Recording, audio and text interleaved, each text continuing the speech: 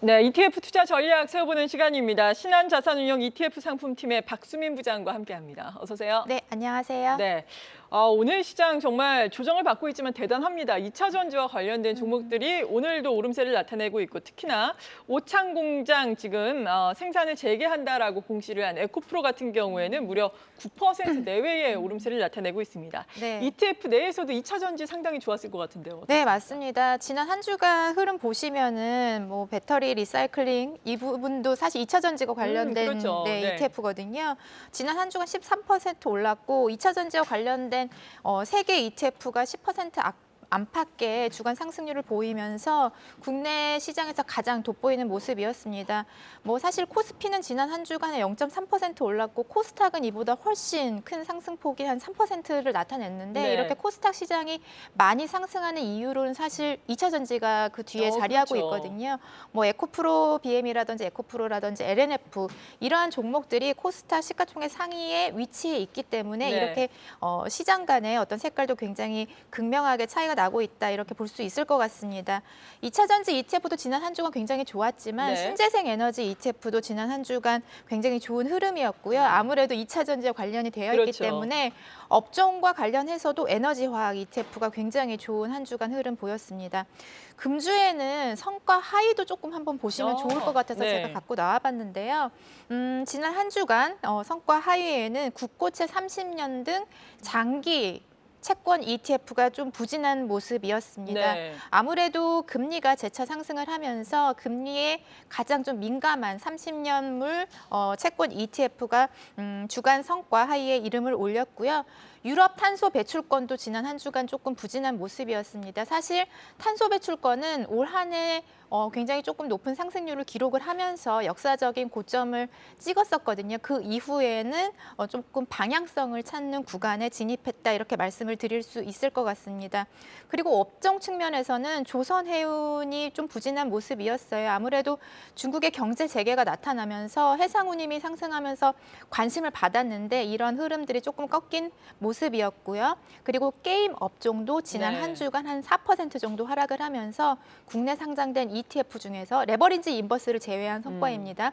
국내 상장된 ETF에서 좀 가장 부진한 그런 모습을 나타냈다 말씀드릴 수 있을 것 같습니다. 네, 아무래도 ETF 뭐 1위부터 4위까지가 모두 또 2차 전지와 네. 관련된 또 ETF가 되겠습니다. 네. 상승률, 상위 종목들 살펴봤고 네. 하락률 상위까지 살펴봤는데 네. 2차 전지 내에서도 오늘의 흐름도 그렇듯이 오늘은 뭐 셀 업체들이 상당히 큰 폭으로 하락하고 있거든요. 삼성 SDI가 4% 내외의 하락세.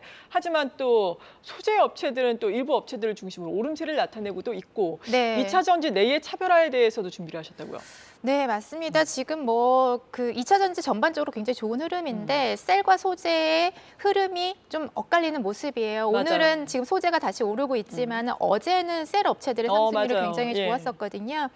일단 어쨌든 2차 전지의 전방 산업은 전기차입니다. 전기차의 판매가 잘 되어야지 2차 전지 업체들도 중장기적인 어떤 실적의 그 상승을 업고 주가도 상승을 할 텐데 1월 한 달간 글로벌 전기차 판매에서도 희비가 엇갈렸습니다. 중국과 유럽은 조금 부진한 가운데 미국의 전기차 판매량은 1월 한 달간 전년 동월 대비 120% 상승한 것으로 나타나고 있거든요. 네. 아무래도 4월부터 적용되는 인플레이션 감축 법안이 시행되기 전에 완성차 업체들의 판매 드라이브가 영향을 미친 것으로 보고 있습니다. 한국 배터리 주가도 연초 이후에 60% 상승을 했고 2월에만 32% 상승을 했는데 말씀드린 대로 셀 업체는 2월 한 달간 5% 하락을 했고 소재 업체들은 40% 정도 상승을 했어요. 네. 지금 그 소재 업체들의 상승을 자극하는 것은 사실 미국의 영향이 굉장히 크다라고 보고 있는데 미국발 수주 모멘텀이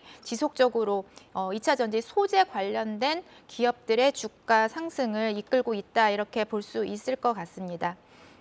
네, 앞서 살펴본 상승률 상위 2차 전지 ETF 이외에도 상당히 다양한 ETF가 상장이 돼 있다고요. 네, 맞습니다. 지금 2차 전지 관심 굉장히 많으신데 네. 국내에도 한 7개 정도 2차 전지와 관련된 ETF가 상장이 되어 있습니다. 그중에서 지금 한번 보시면은 타이거 2차 전지 테마 같은 경우는 키워드 방식의 그 지수 방법론을 가지고 있는데요.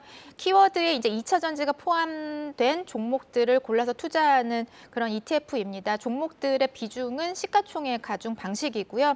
코덱스 2차 전지 산업도 유사한 방식을 채택을 하고 있습니다. 키워드 추출 방식이고 2차 전지와 관련된 밸류체인 키워드를 기반으로 해서 종목을 선정을 하고 있습니다.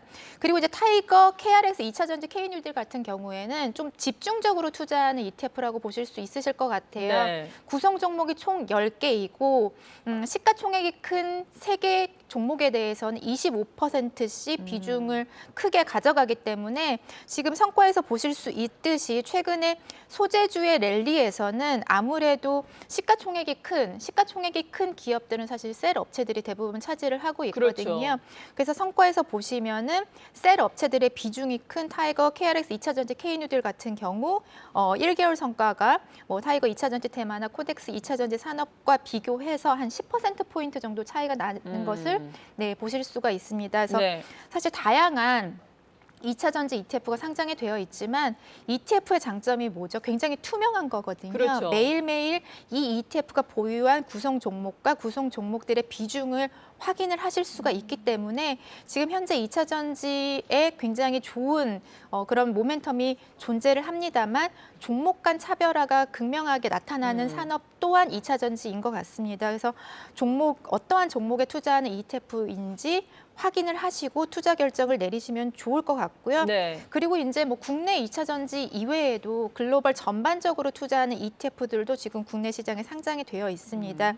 뭐 글로벌 리튬 2차 전지 ETF라든지 한국형 글로벌 전기차 2차 전지 ETF인데 아무래도 최근의 흐름은 한국이 굉장히 각광받는 그 시기이기 때문에 다른 이제 국내 주식형 2차 전지 ETF보다는 성과가 낮은 것을 보실 수가 있고요. 네. 지금 화면에서 보시듯이 타이거 이제 2차 전지 K뉴딜 같은 경우는 삼성 SDI, LG 에너지 솔루션 그리고 SK 이노베이션 같은 셀 업체들의 비중이 굉장히 높은 것을 그래서 보실 수가. 수익률이 안 좋았다. 네. 근데 사실은 앞으로의 향방은 모르는 겁니다. 그럼요. 뭐 투자자분들이 셀 업체들의 주가 상승에 여력이 더 많이 남아 있다라고 판단을 하신다면은 이 ETF가 좀 유용하게 작용할 수 있지 않을까 그렇게 생각을 하고 있습니다. 네, 그렇군요.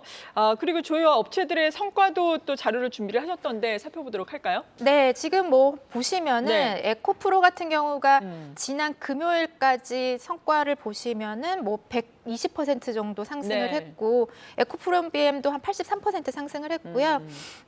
이제 에코프로 같은 경우에는 에코프로 BM의 그 모회사라고 볼 수 있는데 지금 2차 전지 업체들의 트렌드 자체가 뭐 광물에서부터 소재 그리고 셀까지 수직 계열화를 하는 것이 트렌드입니다. 그러한 수직 계열화를 잘한 기업들의 주가 모멘텀이 큰 상황이고요. 에코프로 같은 경우는 지금 상장되어 있지는 않지만 에코프로 머티리얼즈 같은 자회사의 IPO 모멘텀도 있기 때문에 최근의 상승률이 조금 두드러졌다라고 말씀을 드릴 수 있을 것 같습니다. 네. 그리고 앞서서 하락률이 컸던 ETF 상품들을 보자면 채권, 특히나 장기채와 관련된 ETF가 상당히 많더라고요. 채권과 관련된 ETF 이 시간을 통해서도 많이 또 상장이 됐다라고 소개를 최근에 들어본 것 같은데요. 네, 맞습니다. 뭐 연초 이후에 국내 ETF 시장에 한 10개 좀 넘는 ETF가 상장이 됐는데 그중에 6개가 채권이었습니다. 그만큼 금리의 어떤 움직임에 투자 결정을 내릴 수 있는 다양한 수단이 제공이 되고 있다라고 말씀을 드릴 수 있을 것 같고요. 어제도 파월 의장이 조금 매파적인 발언을 하면서 미국의 금리가 단기 중기물 중심으로 크게 상승을 했습니다. 그리고 특히나 미국 2년 국채 금리 같은 경우는 5%를 넘어서면서 굉장히 지금 그 기준금리 인상의 속도나 폭이 예상보다 빠르게 좀 진행이 되고 있는 것을 나타내고 있는데요. 그만큼 그 장기물 중심으로 금리가 상승을 하다 보니 하락 폭이 커진 그런 모습을 보실 수가 있습니다. 한국의 경우에도 지금 기준금리 인상을 잠시 중단한 상태이지만 양국 간의 금리 차가 커지면 환율에도 영향이 좀 부정적으로 있을 수 있기 때문에 네. 한국은행도 기준금리 인상을 추가적으로 진행할 수 있는 그런 상황입니다. 그렇기 때문에 이런 부분들을 잘 모니터링하셔서 투자를 하셔야 될 것 같고요. 특히 이제 금주에는 미국에서 고용지표가 발표가 됩니다. 고용지표 같은 경우는 미국 연준이 통화 정책을 하는 데 있어서 가장 중요하게 보는 부분이기 때문에 이런 부분 모니터링 하셔야 될 것 같고요. 그리고 다음 주에는 미국에서 물가지표 CPI 발표가 그렇죠. 네, 예정이 되어 있습니다. 그리고 3월 22일에는 미국 그 통화정책 회의가 열리고 이 회의에서 뭐 20bp 그리고 50bp 인상이 지금 네. 팽배하게 나타나고 있기 때문에 이런 부분 모니터링 하시면서 국내 상장된 채권 ETF 다양하게 선택하실 수 있는 그런 판단하시기 바랍니다. 네. 네. 지금까지 ETF 투자 전략 들어봤습니다. 신한자산운용 ETF 상품팀의 박수민 부장과 함께했습니다. 감사합니다. 네, 감사합니다.